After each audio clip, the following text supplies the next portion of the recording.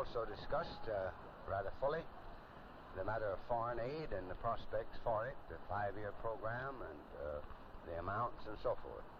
And we think that if the committees of the Congress have the proper explanation and what we're going to do with this money, that we'll come out in pretty good shape. Of course, always foreign aid has been a matter of tremendous controversy, and it is yet. But we here, this group, have been talking to the President. We have been for foreign aid always, and we still are. We think it's necessary that we do this thing in order to help countries that need it, and especially from an economic standpoint and an educational standpoint. Military, of course, comes in, but along these lines, we hope that we can be able to convince the Congress that it is vitally necessary to our safety, our popularity, and the friendships we have in the world to move along with this program.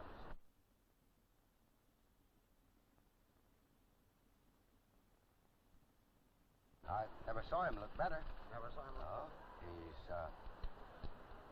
said he'd be off of those crutches in 2 or 3 days, but he didn't look tired, didn't look like he'd been in pain or anything of that kind. I remarked to him that I thought he looked exceptionally well, and he said he felt just fine.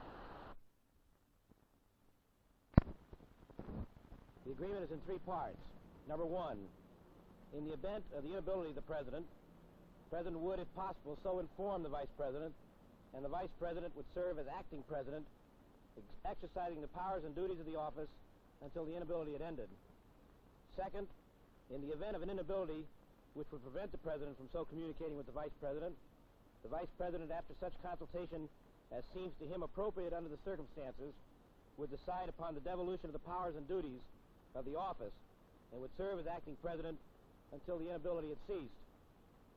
Third, the President in either event would determine when the inability had ended, and at that time would resume the full exercise of the powers and duties of the office. In this memorandum, the President and the Vice President agree that where possible, in the case of presidential inability, the Vice President would consult with members of the Cabinet and with the Attorney General prior to assuming the powers of the presidency.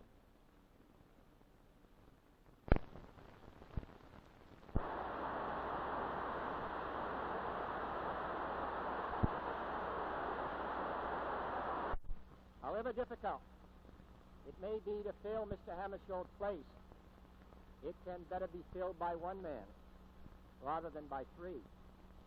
Even the 3 horses of the Troika did not have 3 drivers, all going in different directions. They had only one, and so must the United Nations executive.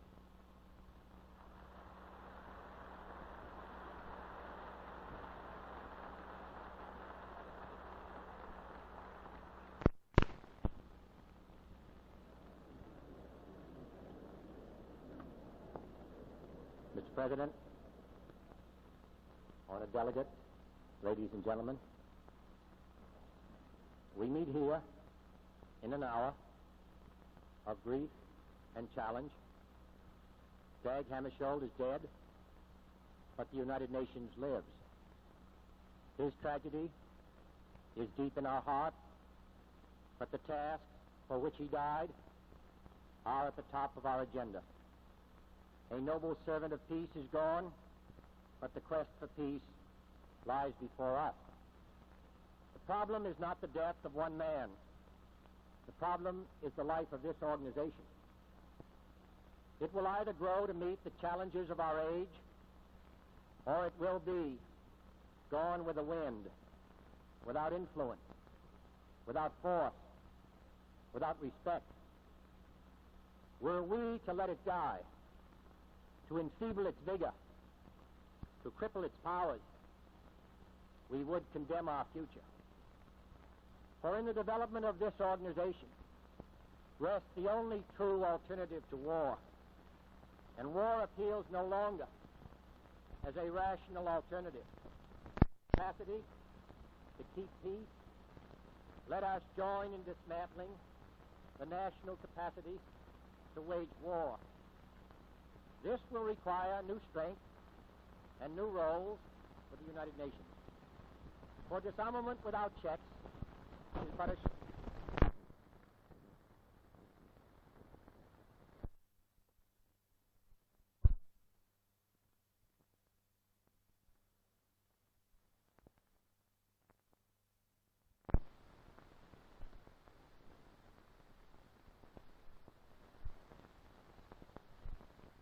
disarmament program thus includes the following proposals.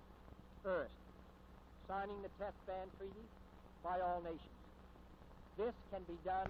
Test ban negotiations need not and should not await general disarmament. Second, stopping the production of fissionable materials for use in weapons and preventing their transfer to any nation now lacking in nuclear weapons. Third, prohibiting the transfer of control over nuclear weapons to states that do not own them.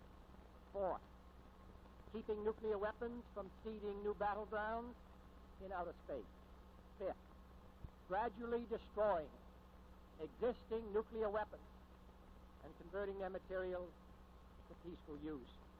And finally, halting the unlimited testing and production of strategic nuclear delivery vehicles and gradually destroying them as well. To destroy arms, however, is not enough. We must create even as we destroy.